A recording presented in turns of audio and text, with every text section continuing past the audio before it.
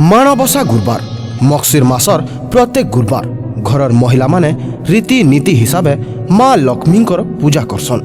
पूजार विधि हिसाबे ई दिन नुआ मांथी नुआ धान रखिकरी तार उपरे गुआ और मांकर ओढ़णी हिसाबे गुटे लाल कपड़ार भी व्यवहार हेसी।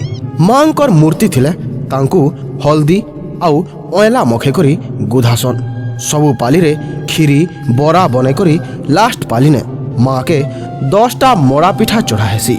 ई पूजा थी माँ कहूछन जे तांकर आँखी सबे समान। माँ लक्ष्मी आगे जाति धर्म ऊच नीच किछि नहीं चले।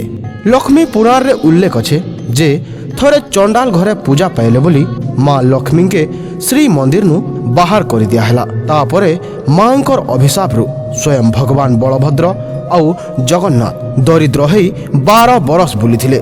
सते मांकर दया थिले भिकारी भी धनी हेसी आउ तांकर अशांति रे 52 कोटी भंडार भी खाली हो जासी।